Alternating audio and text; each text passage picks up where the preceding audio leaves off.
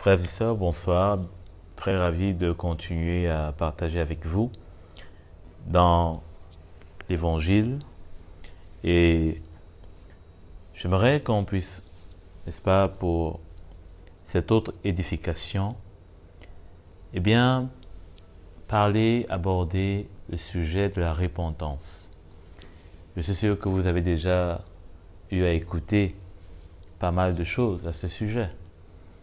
Mais je pense que la parole de Dieu est de plus en plus claire.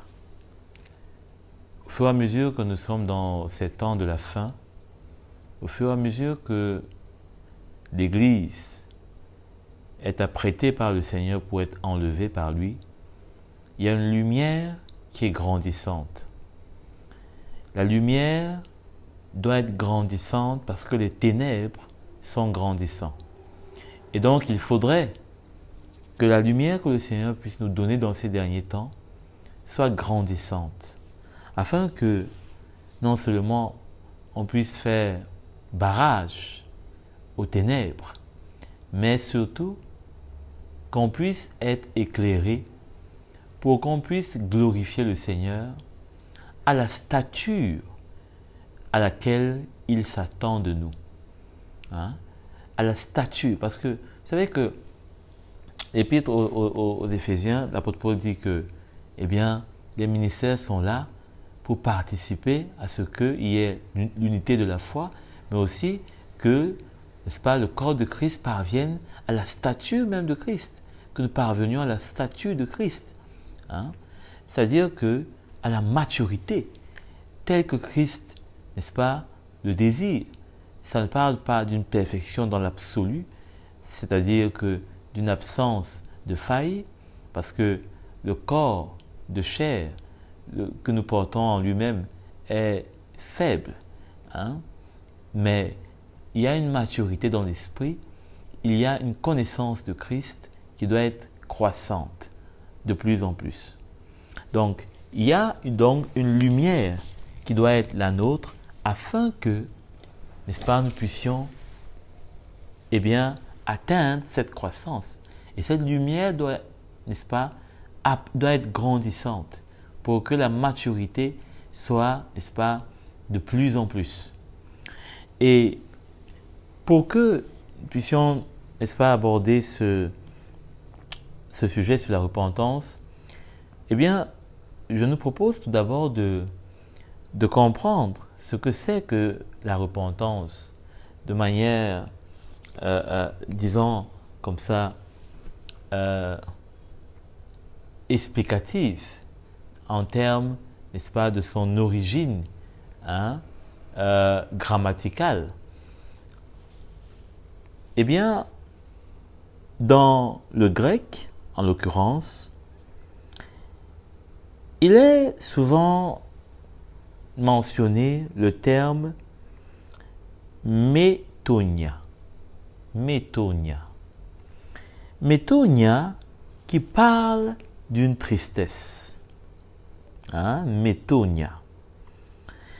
Et il est aussi souvent utilisé en hébreu, cette fois-ci, un autre terme qui parle, n'est-ce pas, de arata. Arata qui signifie le remords. Arata qui signifie le remords. Un remords. Et un remords, c'est une pensée triste, une pensée triste de ce que on a fait ou de ce qu'on n'a pas fait. Il faut comprendre notamment avec le terme métonia que ici il y a, comme je l'ai dit tantôt, une tristesse. Mais cette tristesse-là est plus dans le sens d'un changement d'attitude, d'un changement, n'est-ce pas, de mentalité. C'est-à-dire que ce n'est pas juste un remords, parce que j'ai dit tout à l'heure que la tristesse, le remords, c'est un sentiment triste de ce qu'on n'a pas fait ou de ce qu'on devrait faire. Mais dans le sens du mot métonia, qui est la tristesse, ça va bien plus que le sens arata. Hein? Parce que le sens de arata, c'est plus dans une tristesse passive. C'est-à-dire qu'on a un remords et c'est tout. Mais le sens de métonia vise un changement après le remords, un changement, c'est-à-dire qu'une action positive. Hein? Une action positive. Alors, tout ceci, on peut bien, n'est-ce pas, le mettre ensemble, à la différence d'un autre terme. Hein? À la différence d'un autre terme qui est teshuva, toujours en hébreu. Hein? Teshuva. Parce que on a parlé du mot arata, qui signifie remords. Mais teshuva est souvent plus le terme qui est vulgairement associé, je dis bien vulgairement associé à la repentance. Sauf que les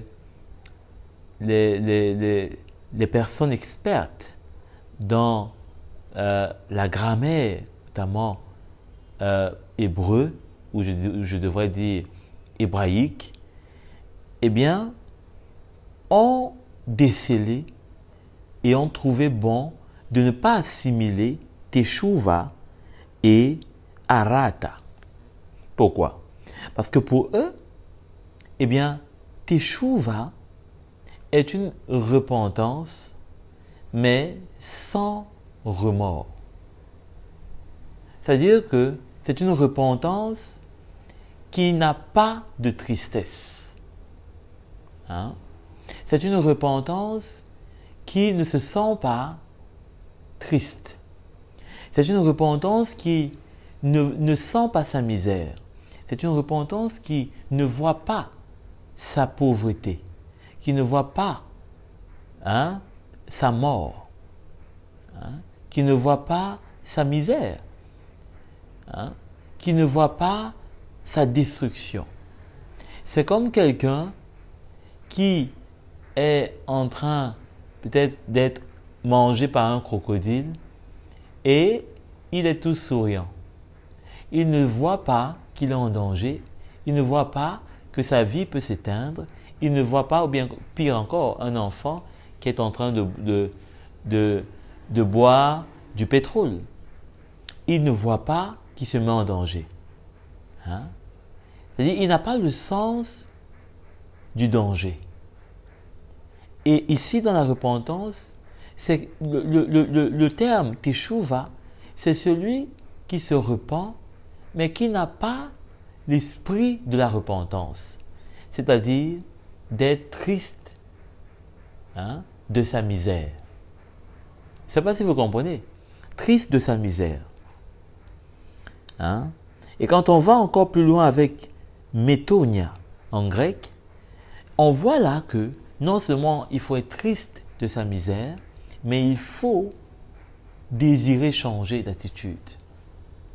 Ne pas rester juste dans la tristesse, mais c'est désirer changer d'attitude. Alors tout ceci pour nous faire entrer dans le plein pied de ce qu'est cette repentance à laquelle on voudrait, n'est-ce pas, parvenir à comprendre. Pourquoi? Parce que c'est quelque chose qui est, je pourrais dire, routinier dans la vie du chrétien. Peut-être que le mot peut choquer parce que certains pourraient dire, mais routinier, ça veut dire qu'un chrétien, pour lui, c'est la repentance matin, midi, soir. C'est pas un chrétien. Ça, c'est un faible chrétien. Ça, c'est pas le chrétien puissant, victorieux.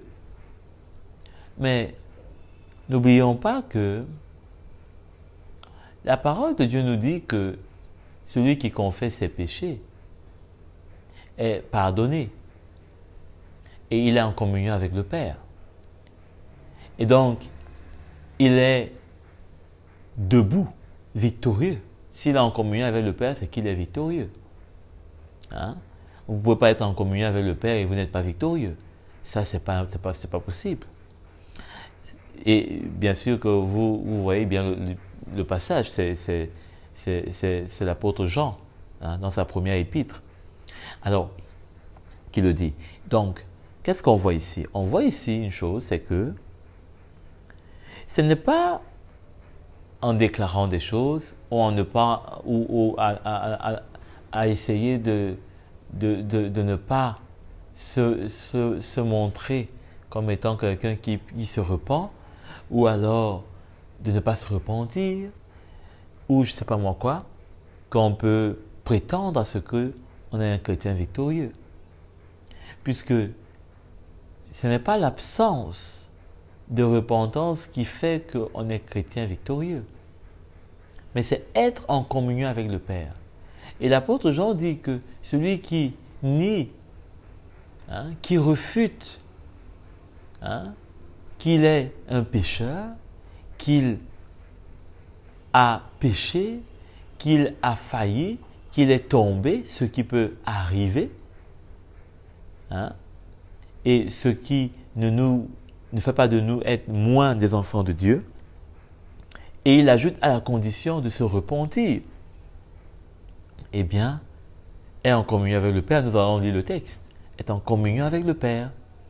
Donc, ce n'est pas le fait qu'on se repente chaque jour qui fasse qu'on ne soit pas un chrétien victorieux. C'est de ne pas avoir une repentance véritable. C'est de ne pas avoir une repentance sincère. Hein? Déjà, ne pas en avoir, ça peut cacher une hypocrisie, ça peut cacher un orgueil, ça peut cacher un manque de lumière, où on n'arrive pas à nous voir nous-mêmes. Mais si en plus, on se repent et on manque de sincérité, c'est grave. On se séduit soi-même. Hein? On se séduit soi-même. Alors, sans plus tarder, allons lire cette épître de Jean, 1 Jean, chapitre 1. Allons commencer au verset 5. Voici le message que nous avons entendu de lui et que nous vous annonçons. Dieu est lumière et il n'y a point de ténèbres en lui. Si nous disons que nous sommes en communion avec lui en marchant dans les ténèbres, nous mentons et nous ne mettons pas la vérité en pratique. Mais si nous marchons dans la lumière, comme Dieu est lui-même dans la lumière, nous sommes en communion les uns avec les autres et le sang de Jésus-Christ nous purifie de tout péché. Si nous disons que nous n'avons pas de péché, nous nous trompons nous-mêmes et la vérité n'est pas en nous. Si nous reconnaissons nos péchés, il est fidèle et juste pour nous les pardonner, hein, et pour nous purifier de tout mal. Hein. Si nous disons que nous n'avons pas de péché, nous faisons Dieu menteur et sa parole n'est pas en nous. C'est-à-dire que nous ne la connaissons pas. Hein? Nous n'avons pas de lumière de cette parole. Alors, voilà ce que l'apôtre Jean déclare.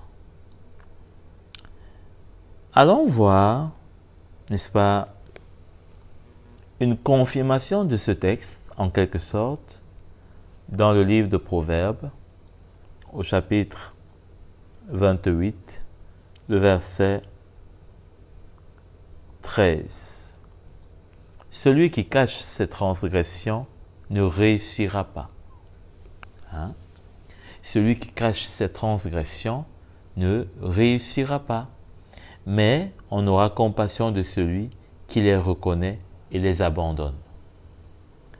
Vous voyez ici, on aurait presque dit que l'apôtre Jean s'en inspire, puisqu'il a dit que celui qui avoue et délaisse ses péchés lui sont pardonnés et il est purifié de tout mal. Hein? Donc, la question est-ce que on reconnaît nos péchés? ou alors on ne les reconnaît pas. Hein? Est-ce qu'on reconnaît nos péchés? Vous savez, en une année, comme celle qui est en train de s'achever, personne ne peut dire qu'il a été parfait sur toute la ligne. Mais la question n'est pas là. La question est, qu'est-ce que j'ai fait? Qu'est-ce que tu as fait avec là où tu n'as pas été parfait? La question n'est pas si est-ce que le Seigneur te juge ou il te condamne par rapport à cela. Parce que la question est, est-ce que tu es revenu avec cela dans la repentance?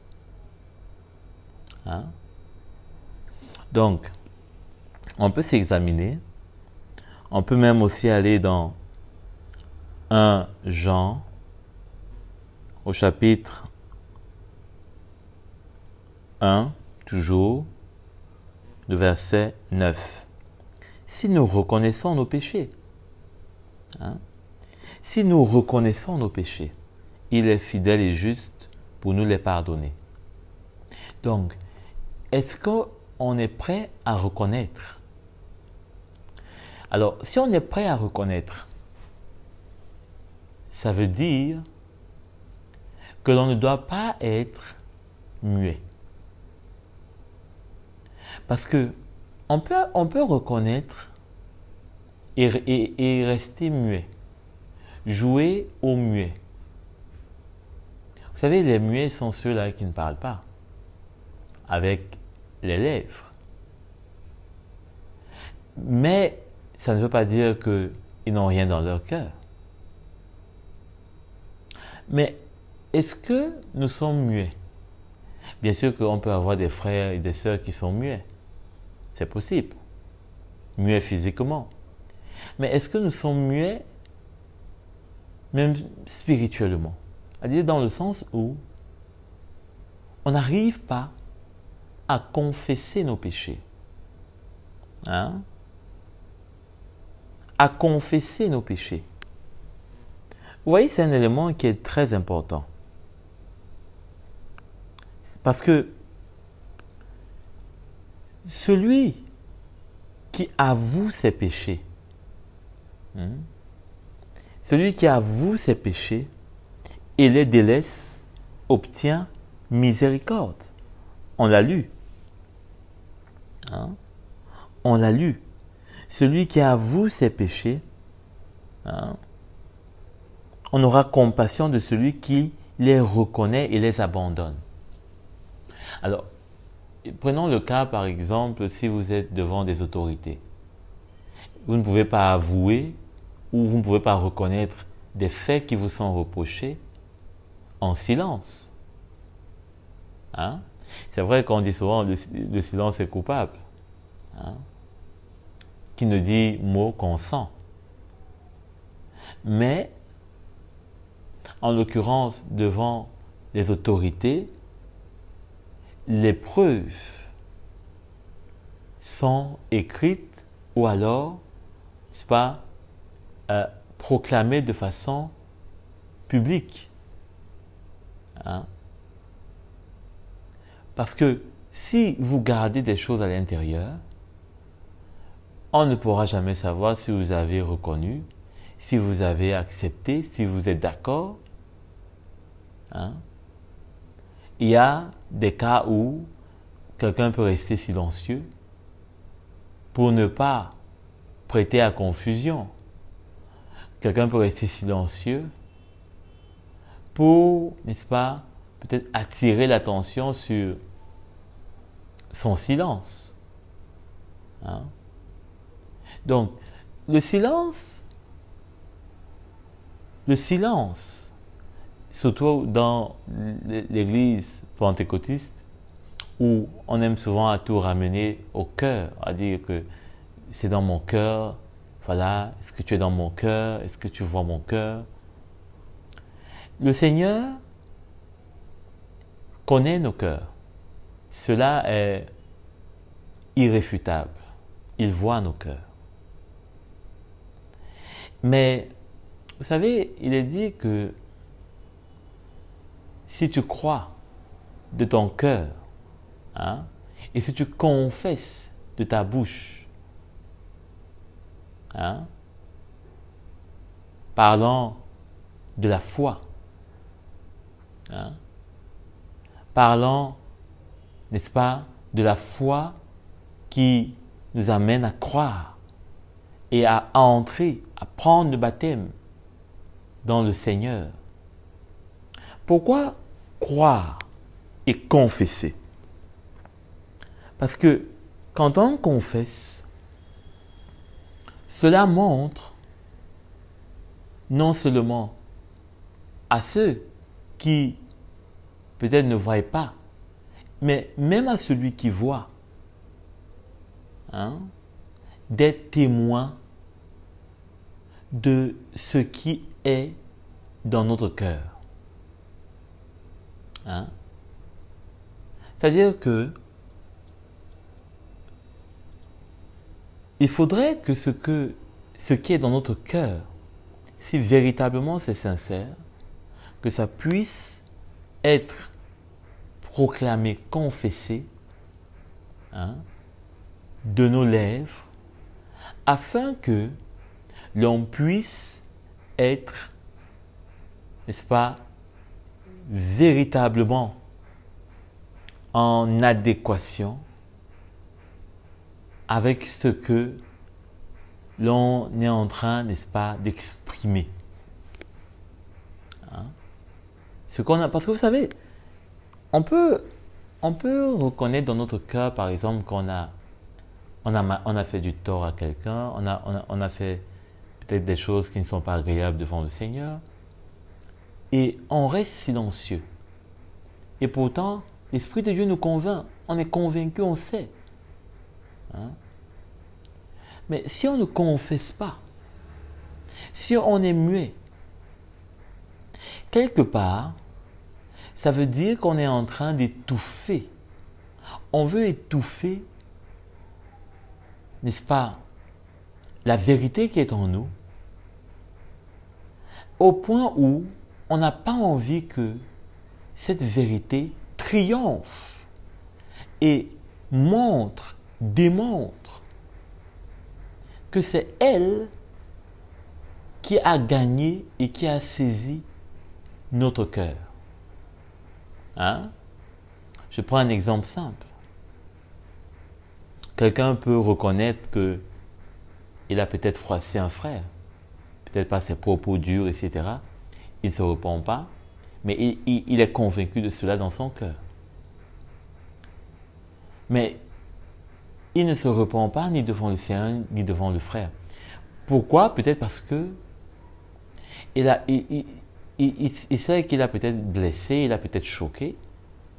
Mais maintenant, s'il se repent, peut-être son orgueil sera touché. Hein? C'est-à-dire que il le reconnaît, il reconnaît dans son cœur, mais il n'est pas prêt à confesser. Hein? Il reste muet.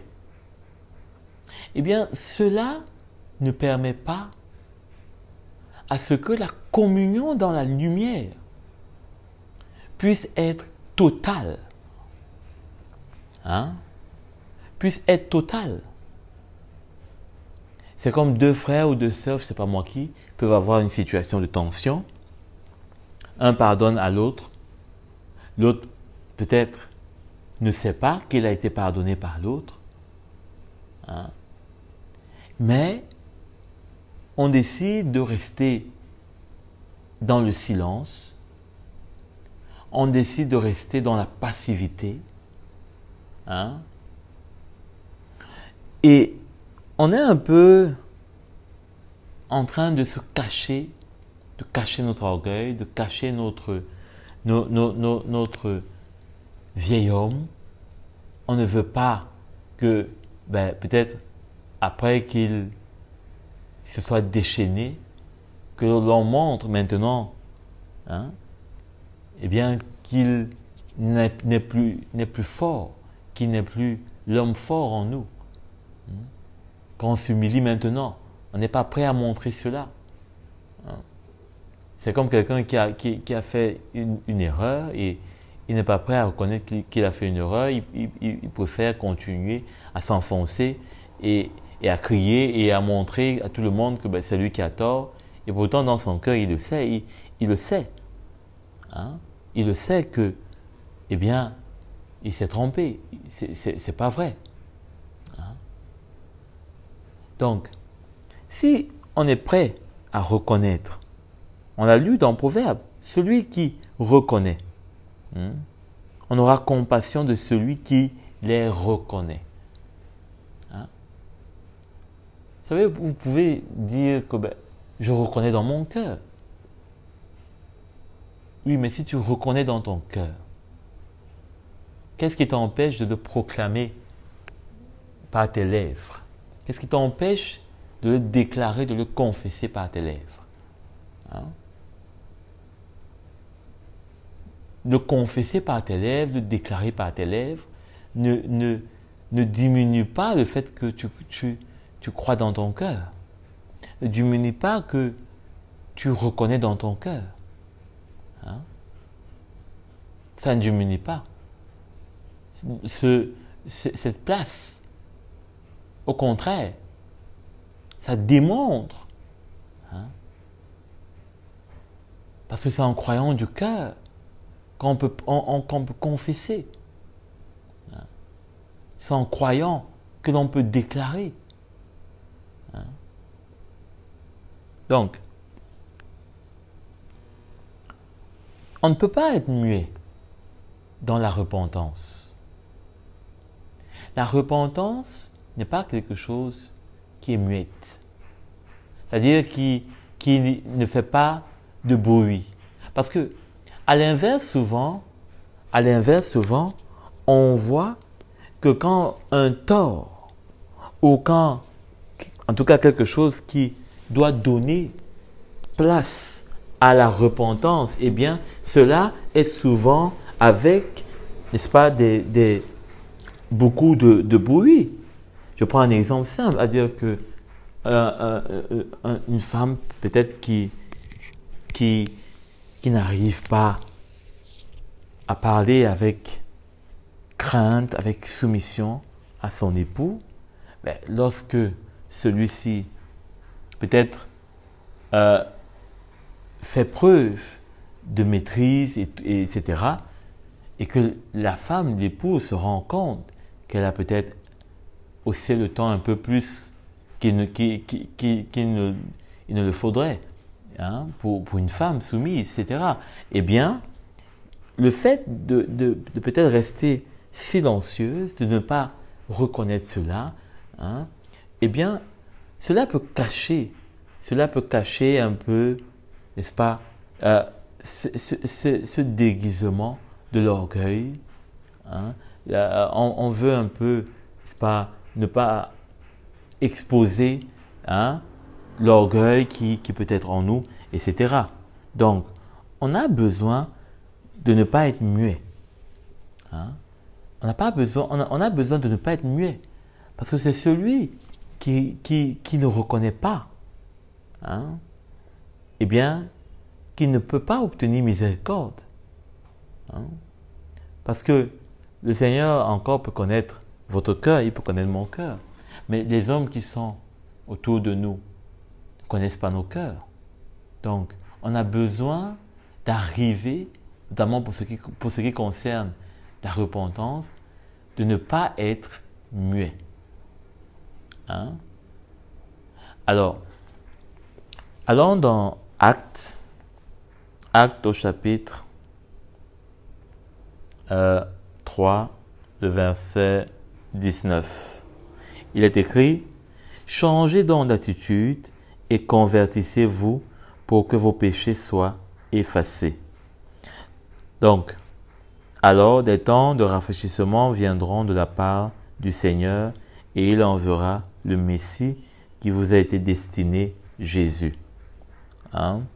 Donc, c'est lui que le ciel doit accueillir jusqu'au moment de la restauration totale dont Dieu a parlé longtemps par la bouche de tous ses saints prophètes. Donc, voilà comment est-ce que le Seigneur, eh bien, parle au travers de ses serviteurs, et il est question ici, quand Pierre s'adresse, il s'adresse à tous ces hommes, il leur dit changer d'attitude. La repentance, c'est un changement d'attitude. C'est-à-dire que c'est pas juste c'est pas juste un remords sur ce qu'on a fait, mais c'est un changement d'attitude sur ce que on pourrait faire plus tard, sur ce que on pourrait peut-être ne pas faire plus tard. C'est ça, c'est la repentance. Ça ne s'arrête pas juste sur ce qui s'est passé, parce que ce qui s'est passé, c'est déjà passé. Bien sûr que on peut corriger ce qui s'est déjà passé avec une attitude de repentance. Par exemple, quelqu'un qui a tué un frère, son prochain, ne va pas effacer le fait qu'il a tué son prochain, mais la repentance qu'il peut avoir, eh bien, peut amoindrir le choc de son acte. Donc, c'est comme ça qu'il peut corriger son passé. Mais maintenant, pour l'avenir, encore plus. Donc, au travers de la repentance, il y a comme un engagement pour le futur, à ne pas répéter ce qui s'est passé dans le passé. C'est un peu ça, la double face de la repentance. Alors, allons dans 2 Corinthiens au chapitre 7, le verset 8 à 10. Même si je vous ai attristé par ma lettre, je ne le regrette pas. Et si je l'ai regretté, car je vois que cette lettre vous a momentanément attristé. Je me réjouis maintenant, non pas de ce que vous avez été attristé, mais de ce que votre tristesse vous a amené à changer d'attitude. Car vous avez été attristé selon Dieu, si bien que vous n'avez subi aucun dommage de ma part. En effet, la tristesse selon Dieu produit une repentance qui conduit au salut et que l'on ne regrette jamais, tandis que la tristesse du monde produit la mort. Donc, sur ces paroles très claires de l'apôtre Paul, qui avait écrit une première lettre aux Corinthiens, vous la connaissez, et dans laquelle il corrigeait beaucoup de choses, il apportait beaucoup, n'est-ce pas, de discipline. Ici, il fait le compte rendu ou je dirais plutôt le produit de ce que cette lettre a fait dans la vie des Corinthiens. Il dit que ça les a attristés. Il reconnaît que cela les a attristés. Ça veut dire que ça n'a pas été facile pour eux d'accepter, de reconnaître leurs erreurs, leurs manquements, leurs désordres. Mais au-delà de cela, eh bien, il y a eu une tristesse qui a produit la vie. Parce que cette tristesse, c'est pour le salut. Donc, il y a eu une vie qui les a pénétrés afin que leur salut soit garanti. C'est en quelque sorte ce qu'il veut dire. Tandis que la tristesse du monde, elle, va produire, n'est-ce pas, la mort. Cette tristesse d'abord qui commence par le fait qu'il n'y a plus de repentance. Parce que la tristesse du monde dont il parle ici, c'est la tristesse que on peut ressentir, notamment qui va nous condamner. Vous savez, la tristesse du monde, c'est cette tristesse qui va faire en sorte que on va se sentir pas du tout en communion avec Dieu et pas du tout dans le bonheur en ce qui concerne les choses du monde, les choses de la chair que peut-être on a eu à tomber au travers ou à ne pas, n'est-ce pas, manifester la vie du Seigneur. Hein? Donc, on va se retrouver, n'est-ce pas, en train de ressentir, n'est-ce pas, une coupure dans la communion avec le Seigneur, et il y aura la place pour cela dans toutes sortes de choses, hein, notamment peut-être une condamnation, peut-être une remise en question de ce que peut-être on peut être un enfant de Dieu, ou bien peut-être on peut ressentir même peut-être que c'est, je ne sais pas moi, peut-être qu'on est possédé par un esprit, etc. Et c'est ce qu'aujourd'hui, beaucoup de chrétiens expérimentent, c'est-à-dire qu'une tristesse face à leur faiblesse, face à leur manquement, et qui, au lieu de les amener, cette tristesse selon Dieu, au salut, mais ça va plutôt les amener à une tristesse selon le monde et qui va apporter la mort en eux. Hein? La mort en eux. Alors, pour illustrer ce que l'apôtre Paul dit ici, c'est très facile. Il y a deux cas qui nous permettent de voir ces deux tristesses. Hein? Il y a l'apôtre Paul et il y a Judas. L'apôtre Paul et Judas. S'agissant de Luc, hein, Luc au chapitre 22, le verset 32. Il est écrit, le Seigneur dit, Simon, Simon, Satan vous a réclamé pour vous passer au crible comme le blé. Mais moi, j'ai prié pour toi afin que ta foi ne disparaisse pas. Et toi, quand tu seras revenu à moi, affermis tes frères. Quand tu seras revenu à moi, affermis tes frères. Je ne pense pas que l'apôtre Pierre, après avoir régné le Seigneur 3 fois ici, n'a pas pris soin de se repentir. Je crois qu'il s'est repenti.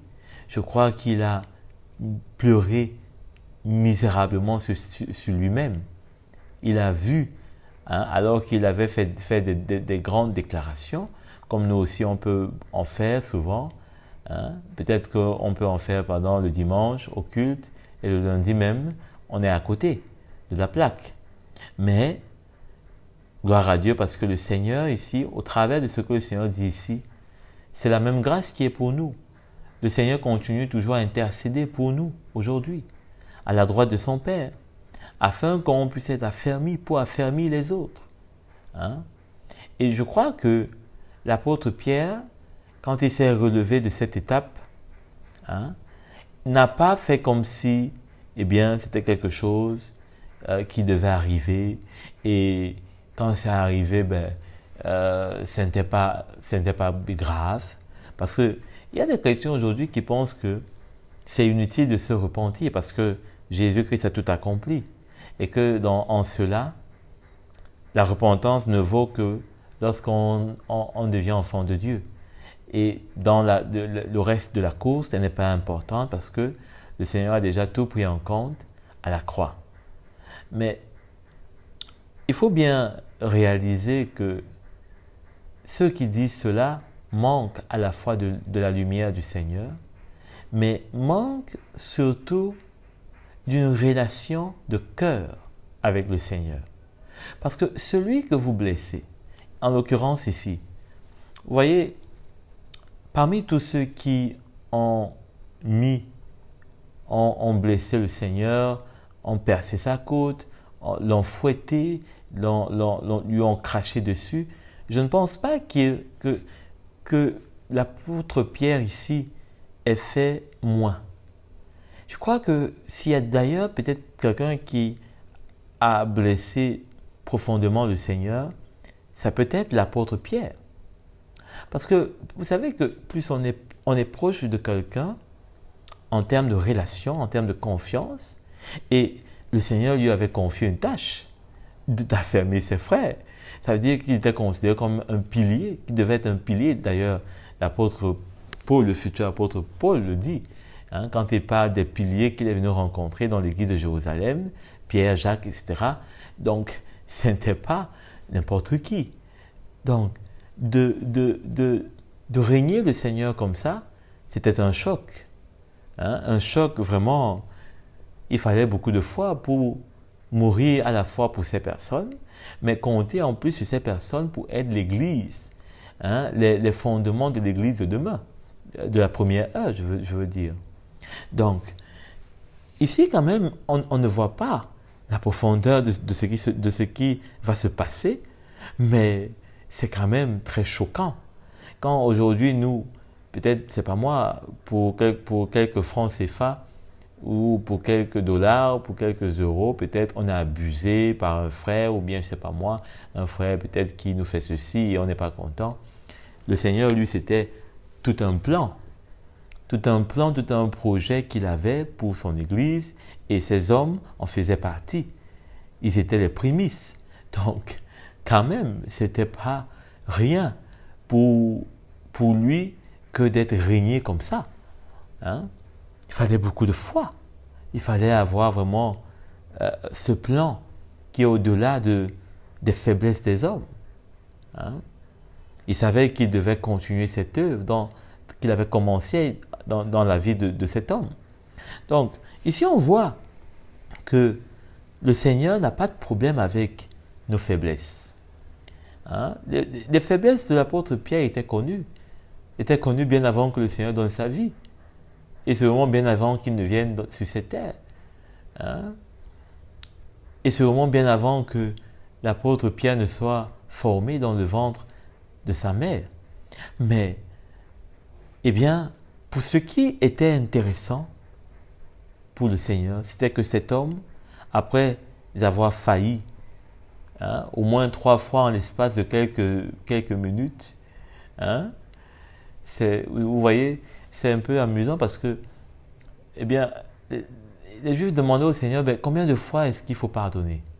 Hein? Combien de fois? Eh bien, je crois que peut-être aujourd'hui, avec les hommes de l'apôtre Pierre, on devrait demander combien de fois faut-il pardonner en l'espace de quelques minutes une personne qui vous renie, hein, en chaîne. C'est-à-dire que, en chaîne, hein, c'était bien grave, c'était bien fort. Mais je suis sûr que l'apôtre Pierre a pleuré sur sa misère, il a vu ses faiblesses. Il a compris que sa chair n'était pas son meilleur ami pour compter faire les plans du Seigneur. Hein? Hein? Quand l'apôtre Paul dit de ne pas se confier dans la chair, je crois que l'apôtre Pierre est un bon exemple. Hein? Il comprend bien cela. Donc ici on voit comment est-ce que cet homme s'est repenti et il est devenu une colonne dans la maison du Seigneur, une colonne pour l'église du Seigneur. Hein?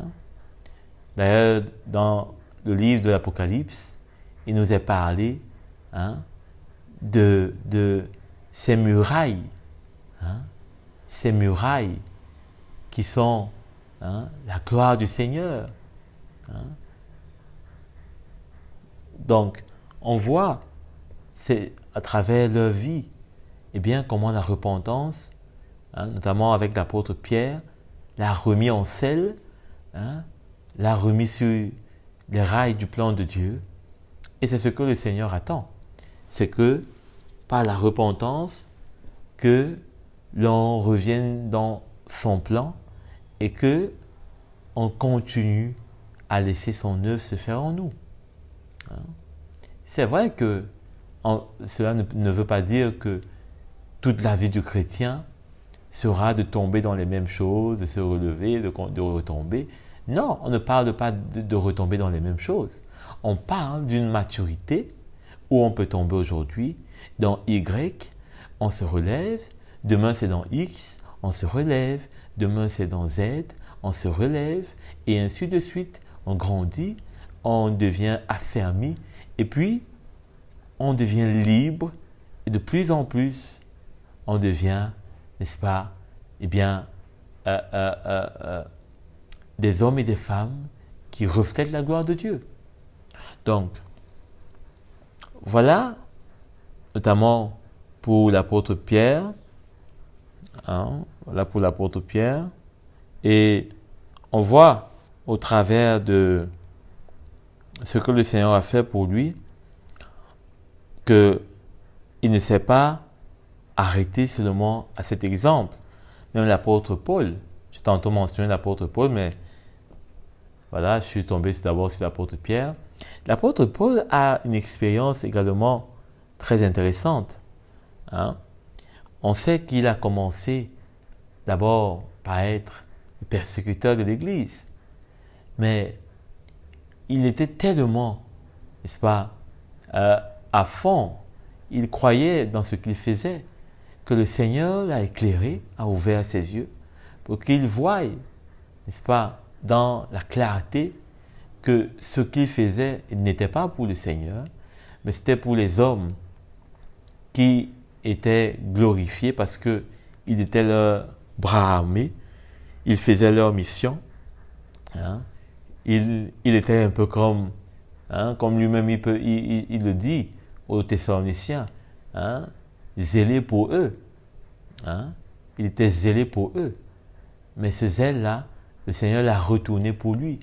Et on a vu comment ça a été bénéfique pour l'Église primitive et aujourd'hui pour nous aussi, qui profitons de cette lumière qu'il a eue du Seigneur, hein, cette révélation de l'œuvre de la croix de Christ, du message apostolique, hein, non seulement pour les Juifs, mais surtout pour les païens que nous sommes aujourd'hui convertis. Gloire à Dieu. Donc, c'est un exemple d'un homme qui se repent, hein, qui a été vraiment frappé par le Seigneur dans son cœur, dans tout son être, et il a confessé, il a reconnu son égarement, hein, son aveuglement, et il est devenu un serviteur du Seigneur.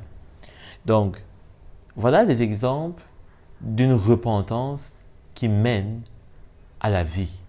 Hein? Des repentances qui sont pour le salut, hein? Qui mènent au salut, hein? Qui sauvent l'âme de celui qui était en train de se perdre, de celui qui était déjà dans l'égarement, de celui qui ne voyait plus, hein? De celui qui ne comprenait pas. Hein? Ça, c'est ça dont la repentance, hein, nous sauve, hein, d'un égarement subite. Hein, d'un égarement subite. La repentance est là pour nous remettre sur le droit chemin. Si on est prêt, hein, à reconnaître qu'on s'est trompé. Vous savez, on peut vous donner un itinéraire et en chemin, vous n'arrivez pas. Si vous continuez, si vous persistez sur le chemin dans lequel vous êtes, alors que vous savez vous-même que vous n'êtes pas sûr et que vous ne vous renseignez pas, que vous ne demandez à personne pour vous rassurer, vous allez vous perdre. Même si on vous a bien indiqué, on vous a donné tous les éléments pour vous retrouver, vous allez vous perdre. Hein? Parce qu'à un moment donné, eh bien, il faut pouvoir se rassurer. Il faut pouvoir, hein, accepter que oui, c'est possible que je me sois perdu, c'est possible que je me suis égaré. Hein. Et si j'ai cette conviction, si je ressens qu'il n'y a plus cette communion, eh bien, la seule chose qui peut me remettre dans la sécurité, eh bien, c'est la repentance. Pas une repentance muette, mais une repentance, hein, qui n'essaie pas de cacher son orgueil, de cacher, de faire bonne impression, hein, de montrer qu'il n'y a rien, mais une repentance qui sait que le Seigneur nous voit nus, hein, et que nous avons besoin simplement de lui dire oui Seigneur, tel que tu vois, c'est comme ça que moi-même je me vois. Vous savez, je finis sur ce point, hein, de cette repentance muette. Le fait de confesser, hein, de confesser de sa bouche, c'est montrer au Seigneur que ce qu'il voit en nous, ce qu'il nous montre en nous-mêmes, hein, le témoignage qu'on ressent en nous-mêmes, il est vrai. Hein? Il est vrai. Parce que rester silencieux, c'est comme si on n'a pas encore eu suffisamment de preuves et on attend que le Seigneur nous donne encore des preuves pour qu'on reconnaisse. Mais quand le Seigneur, par son esprit, nous a déjà parlé, nous a déjà témoigné en nous-mêmes, on ressent que quelque chose ne va pas, hein, cette communion est en train de se couper, il faut confesser, il faut ouvrir sa bouche. Ce n'est pas le moment d'être mort. Hein, il faut revenir à la vie. Hein. Parce que c'est vrai qu'il y a beaucoup de choses qui ont tendance à nous fermer la bouche. Ça peut être l'orgueil. Vous savez, il y a l'orgueil qui peut faire en sorte qu'une personne ne parle pas. Elle est là silencieuse, elle regarde, elle écoute. Hein. Mais il ne faut pas laisser ça. Hein. Il faut faire sortir cet orgueil à travers des paroles d'humilité, hein, d'humiliation, hein, en prenant le sac et la cendre, comme dans l'Ancienne Alliance, c'est-à-dire une attitude de brisement, une attitude où, hein, on ne veut pas protéger le vieil homme qui est en nous, hein, on veut l'exposer. Alors à présent dans Matthieu au chapitre 27, le verset 3. Alors Judas, celui qui l'avait trahi, voyant qu'il était condamné, fut pris de remords et rapporta les 30 pièces d'argent aux chefs des prêtres et aux anciens, en disant « J'ai péché en faisant arrêter un innocent. » Ils répondirent « En quoi cela nous concerne-t-il? C'est toi que cela regarde. » Judas jeta les pièces d'argent dans le temple, se retira et alla se pendre. On se rappelle bien de ce que l'apôtre Paul dit dans 2 Corinthiens, hein, quand il parle de cette tristesse qui mène à la mort. Voilà un exemple de ce qu'aujourd'hui on peut expérimenter. Hein. Mais peut-être que nous, on ne va pas peut-être se pendre. Mais peut-être que nous, on va expérimenter cette mort d'une façon spirituelle, c'est-à-dire qu'on n'aura pas la vie du Seigneur en nous, on sera sec, hein, on aura une bouche qui aura tari de louanges, on aura un cœur qui n'aura rien à exprimer en termes de générosité, en termes, je ne sais pas moi, hein, d'hospitalité, hein, en termes de bonnes œuvres. On n'aura pas les pieds qui seront, hein, rapides pour aller faire des bonnes œuvres. On n'aura pas les mains qui seront rapides pour, n'est-ce pas, entourer, hein, et donner à ceux qui ont besoin, à ceux qui ont besoin de nous. Donc, voilà comment est-ce que la repentance peut, n'est-ce pas, en manque dans notre vie, peut apporter une mort, une sécheresse. Hein? Et au contraire, c'est pas ce que le Seigneur voudrait pour nous. Vous voyez, Judas était un disciple du Seigneur, mais pourtant il a expérimenté cette tristesse. Ça veut dire que tout le monde peut être, n'est-ce pas, à l'abri de cette tristesse qui mène à la mort, mais tout le monde aussi peut, n'est-ce pas, l'expérimenter. Il suffit simplement de ne pas reconnaître, de ne pas être humble, de ne pas... Vous voyez, je me demande pourquoi Judas est allé vers ceux qui lui ont donné cet argent, au lieu de se tourner vers Jésus et s'humilier devant lui. Hein?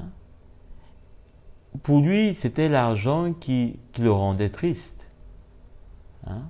Pour lui, il pensait que de la même façon qu'il a eu cet argent en trahissant, il pensait qu'en redonnant cet argent, il devait retrouver la paix. Mais depuis quand l'argent est attaché à la paix, hein, ou la paix est attachée à l'argent? Cela nous montre bien que ce n'est pas l'argent qui donne le bonheur, ou vice-versa. Ce n'est pas parce qu'on est on est dans le bonheur quand on a l'argent. Hein? Non. Tout dépend de l'œuvre qui se fait dans notre cœur. Et dans son cœur, il n'y avait pas eu d'œuvre. Hein? Parce que pour lui, les choses ne restaient qu'à un niveau matériel, qu'à un niveau, n'est-ce pas, de ce que lui-même, il avait donné de la valeur. Hein? Donc, à quoi est-ce qu'on peut donner de la valeur? Hein? Qu'est-ce qui peut nous pousser à la repentance? Est-ce que c'est seulement lorsque on voit du sang couler que pour nous, il y a matière à se repentir? Est-ce que c'est parce que peut-être notre enfant, c'est pas moi, peut-être ne mange pas, ou c'est pas moi, notre mari ne mange pas, que ben là, on peut se repentir? Est-ce que c'est parce que, je sais pas, qu'est-ce qui pour nous est suffisant pour nous amener à la repentance? Hein? Quelle est la valeur que l'on donne, hein, à quelque chose pour nous amener au niveau de la repentance? Moi, je pense que la repentance n'a pas besoin de... C'est pas moi d'examiner si c'est grand, si ça fait longtemps, ou si c'est... Parce qu'il y a des personnes, si ça fait longtemps, ça va, ça fait longtemps. On passe. Vous pouvez faire des choses, il y a 10 ans, vous en souvenez peut-être, après. Cela ne veut pas dire que c'est passé. Hein? Surtout que le cœur de l'homme connaît souvent être un formidable ordinateur pour archiver surtout ce qu'il y a de mauvais. Mais je veux dire que ce n'est pas le temps qui va définir si on doit se repentir ou pas. Ce n'est pas le temps qui va faire en sorte que peut-être on soit peut-être en bonne place de se repentir ou pas. Non. Ce n'est pas parce qu'on a fait ceci ou pas ceci qu'on doit se repentir ou non. Ou qu'on a fait à telle personne ou pas à telle personne. Non. Tout dépend du témoignage, dans notre cœur, mais de deux, aussi, du témoignage qui nous revient. Hein? Ça peut être un frère qui vient se plaindre de vous, qui vous dit, ou c'est pas moi, votre épouse, votre frère, etc. Hein? Est-ce que, eh bien, cela est de nature à vous repentir? Est-ce que cela est de nature à vous amener à exprimer une repentance? Bien sûr. Hein, du moment où quelqu'un est blessé, du moment où une communion est brisée, parce que les repentances sont très importantes pour les communions saines. Pour qu'une communion soit saine, la repentance est quelque chose qui a sa place. Quand quelqu'un n'est pas prêt à se repentir, à reconnaître son tort, à voir sa misère, à voir lui-même, hein, ses œuvres, eh bien, la repentance ne sera pas, et la communion sera peut-être brisée de plus en plus. Hein, qu'il n'y aura pas cette repentance. Hein. Donc, on a vu au travers de ces deux éléments, eh bien, quel genre de tristesse doit nous animer. Hein? Vous savez, la tristesse devrait nous animer si peut-être on voit, hein, on a le témoignage, on ressent que quelque chose ne va pas dans notre communion, que ce soit avec le Seigneur, que ce soit avec des frères et tous ceux qui peuvent être avec nous. Hein? On ne devrait pas juste être insensible. C'est vrai que cela peut dépendre peut-être de ceux qui veulent vivre dans les ténèbres, de ceux qui ne veulent pas mettre des choses au clair, etc. De ceux qui sont malins et font, n'est-ce pas, ont d'autres idées, un autre esprit qui les anime dans la relation, mais toujours est-il que, n'est-ce pas, la repentance, autant que possible, n'est-ce pas, est très importante pour des bonnes relations. Hein? Parce que les relations, n'est-ce pas, ont toujours tendance à vouloir se briser, à être écorchées, et ce qui peut bien penser, ce qui peut bien fortifier ces relations, un des moyens est la repentance.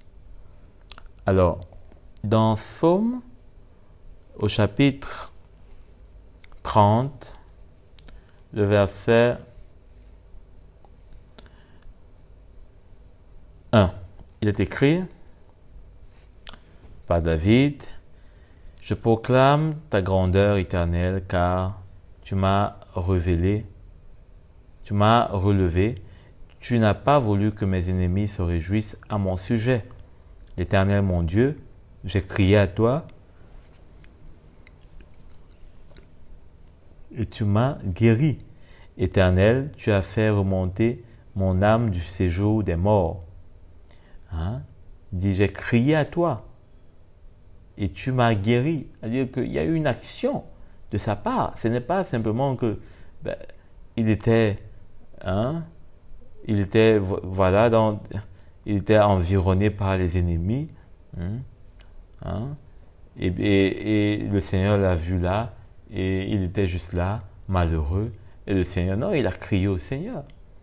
Et parfois, les ennemis peuvent être aussi dans notre pensée, dans notre chair, avec des désirs, avec des plaisirs qui ne sont pas du Seigneur. Donc, ce qui va très vite nous entraîner vers le séjour des morts, c'est-à-dire que dans un état où on n'a pas la communion avec la vie du Seigneur.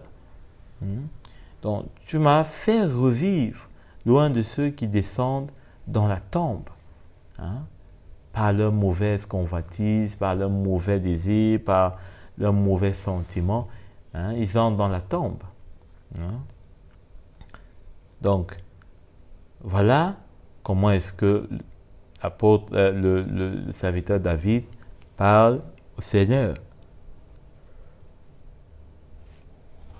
Alors également, dans le chapitre 32, il dit « Heureux celui dont la transgression est enlevée et dont le péché est pardonné. Heureux l'homme à qui l'Éternel ne tient pas compte de sa faute et dont l'esprit ne reconnaît pas la ruse. » Et dont l'esprit ne reconnaît pas la ruse. « Tant que je me taisais, mon corps dépérissait. » Tant que je me taisais, mon corps dépérissait. Je gémissais toute la journée, car nuit et jour, ta main pesait lourdement sur moi. Ma vigueur avait fait place à la sécheresse de l'été.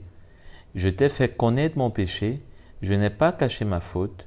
J'ai dit, j'avouerai mes transgressions à l'Éternel, et tu m'as pardonné mon péché. C'est ainsi que tout fidèle peut te prier au moment convenable. Si de grandes eaux débordent, elles ne l'atteindront pas. Tu as un abri pour lui, tu me préserves de la détresse, tu m'entoures de chants de délivrance. Donc voilà un psaume qui est merveilleux. Il est intitulé « Le bonheur du pécheur pardonné ». C'est-à-dire que David dit que heureux est celui, l'homme à qui Dieu pardonne ses péchés. Heureux. Il dit, tant que je me taisais, mon corps dépérissait. Vous voyez? C'est-à-dire que tant que je n'avouais pas, tant que je ne confessais pas, je dépérissais, c'est-à-dire que j'avais plutôt une communion avec la mort.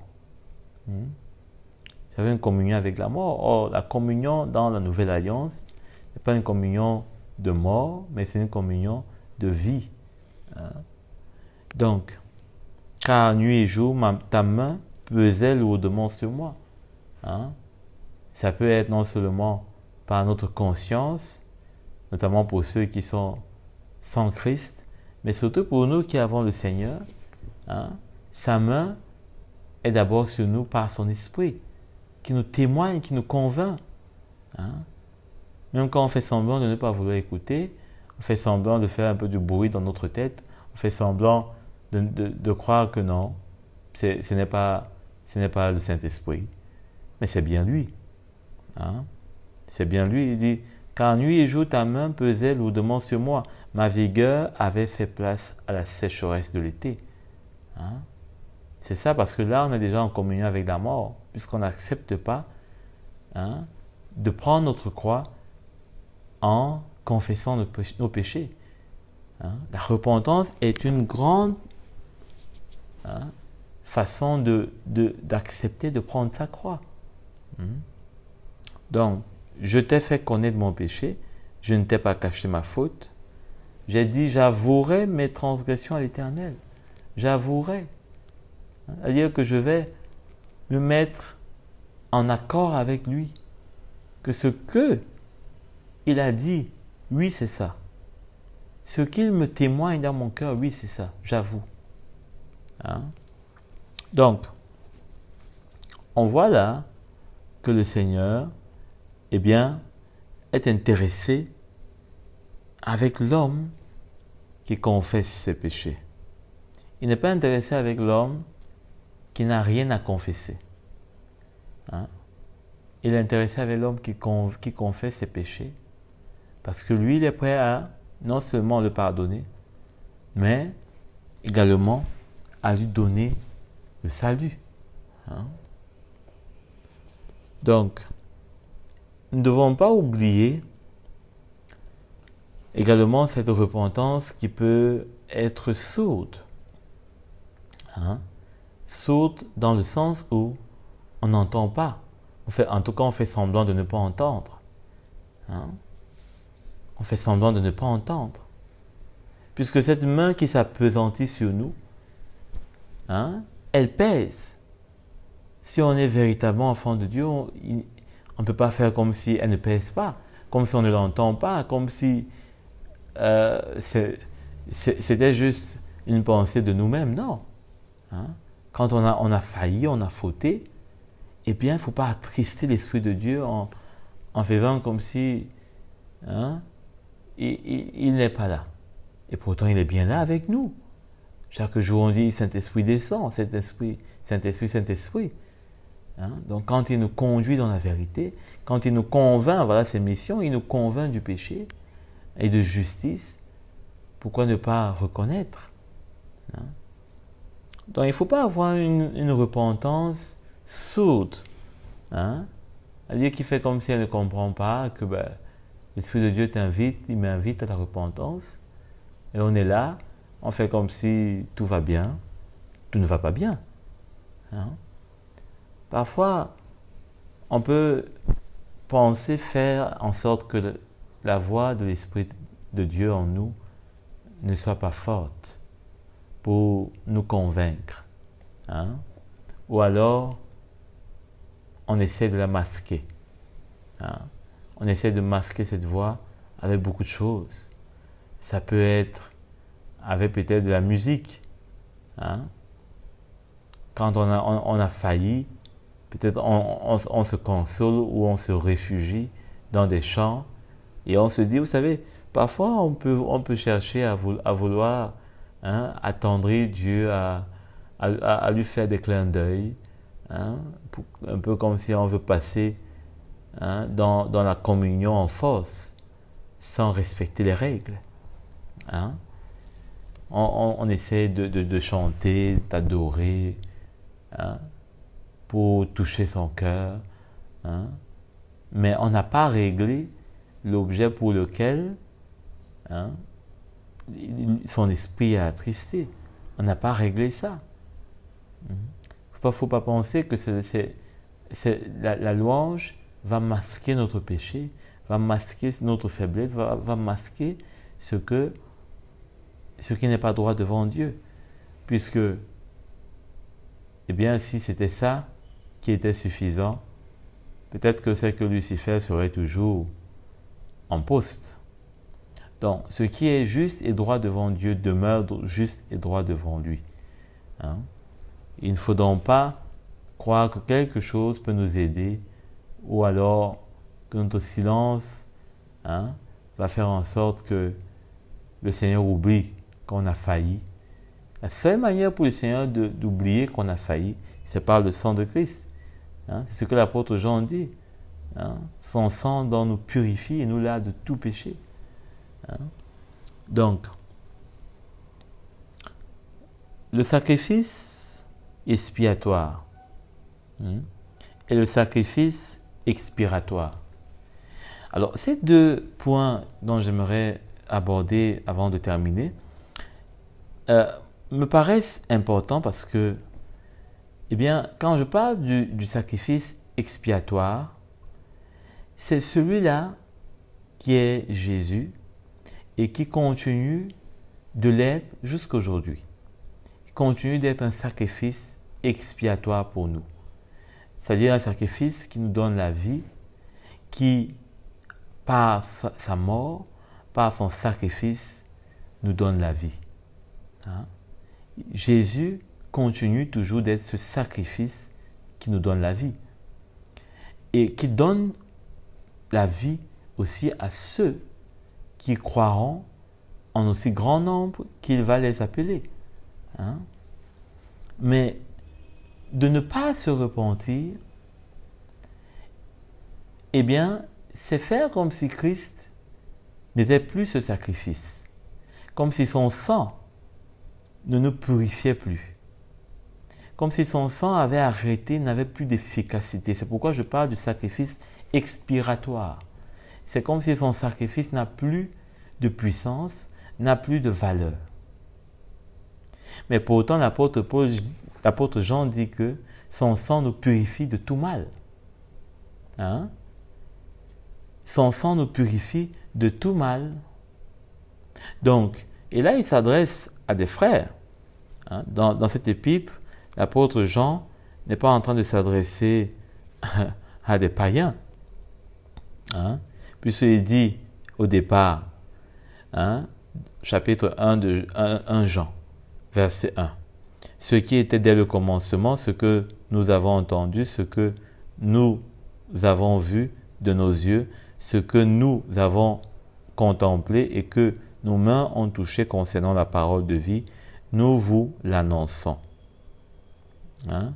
Nous vous l'annonçons. Donc, il parle ici à des frères, à des bien-aimés,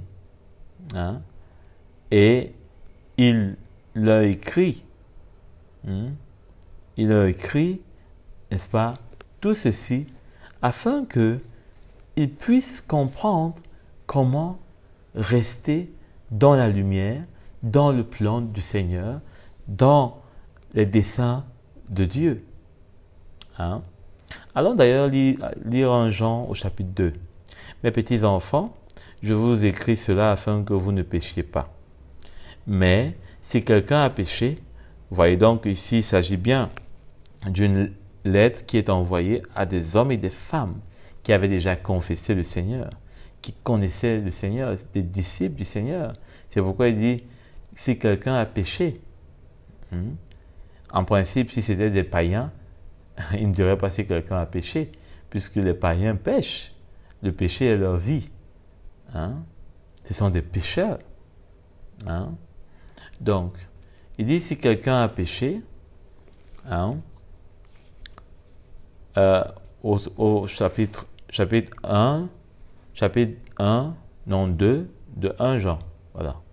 Mais si quelqu'un a péché, nous annonçons, nous avons un défendeur auprès du Père, Jésus-Christ le juste. Il est lui-même la victime expiatoire pour nos péchés. Et non seulement pour nous, mais aussi pour ceux du monde entier. Vous voyez? Donc Jésus continue d'être la victime expiatoire pour nous, pas expiratoire. Jésus n'est pas un sacrifice qui est passé, il y a 2000 ans, il n'a plus de valeur, son sacrifice est déjà sec. Son sacrifice est vivant. C'est une eau vivante. C'est une source d'eau vive. C'est pourquoi son sacrifice ne sèche pas. C'est pourquoi son sacrifice n'est pas capable de perdre toutes les ressources, toutes les promesses qu'il y a dans ce sacrifice. Donc, il faut confesser nos péchés, il faut se repentir afin d'avoir droit à ce que l'apôtre Jean dit ici, à ce sacrifice toujours expiatoire qui est disponible auprès du Père. Donc, il ne faut pas se priver de ce sacrifice. Il ne faut pas se priver de ce sang purificateur. Sinon, on se retrouve à être sans sacrifice et à ne plus avoir l'œuvre du Seigneur en nous, et on sera jeté au dehors, dans la nuit, pendant que le Seigneur sera en train de festoyer avec son épouse. Et ainsi, on aura raté, n'est-ce pas, tout ce que le Seigneur a pour nous. Donc, il faut rester en communion avec le sacrifice expiatoire, et une des façons, c'est la repentance. La repentance nous permet de nous approcher du sacrifice, comme dans l'Ancienne Alliance, de venir, n'est-ce pas, eh bien, de pouvoir toucher le bélier, l'agneau, je voulais dire, toucher l'agneau, afin que nos péchés, n'est-ce pas, que l'on a peut-être commis, je ne sais pas moi, étant faible, voilà, on est tombé, on a failli, que le Seigneur nous justifie, nous purifie, et que la route, n'est-ce pas, continue d'être ouverte devant nous. Parce que quand on pêche et qu'on ne se repent pas, quand on faillit et qu'on ne se repent pas, quand on tombe et qu'on ne se repent pas, quand on fait du mal et qu'on n'arrive pas à venir, n'est-ce pas,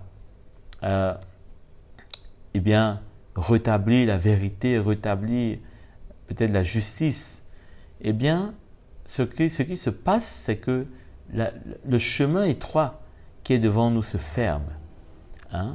On ne peut plus avancer. On va tourner en rond, pensant qu'on est en train d'avancer. On va tourner en rond. Mais si on vient se repentir, si on se repent, eh bien, le chemin reste dégagé et on continue d'avancer. C'est ainsi que, n'est-ce pas, on peut continuer de lever nos mains devant le Seigneur sans avoir honte, sans rougir, continuer à l'adorer avec une conscience purifiée, un cœur pur, et lui va agréer notre offrande. Donc, nous sommes parvenus à ce terme de cet encouragement, et j'espère que vous allez trouver au travers de ce partage tout le bénéfice, toute la joie. Peut-être que ça fait longtemps que vous n'êtes pas repenti devant le Seigneur, ou je ne sais pas moi, ça peut aussi être devant un frère, etc. Vous savez que le Seigneur nous encourage à nous pardonner les uns les autres. Et la repentance et le pardon et tout cela vont ensemble. Pardonner, se repentir, demander pardon, pardonner, tout cela va ensemble. Ce n'est pas toujours facile, parce que la chair nous donne toujours tous les éléments pour nous, pour ne pas se repentir, pour ne pas demander pardon, pour ne pas s'excuser, pour ne pas reconnaître, n'est-ce pas, notre faiblesse, notre manquement. Mais le Seigneur, n'est-ce pas, nous a donné son esprit, et au travers de son esprit, on pourra faire, n'est-ce pas, toute sa volonté. Amen. Pardon, Seigneur, pardon, pour notre orgueil, nos résistances. Viens enlever nos suffisances c'est notre arrogance. Pardon, Seigneur, pardon pour toutes nos pensées impures. Viens changer nos cœurs si durs, nos raisonnements obscurs. Oh, relève-nous, nous sommes tombés si bas. Oh, relève-nous, par ta grâce et ton pardon. Aie pitié de nous, nous nous humilions de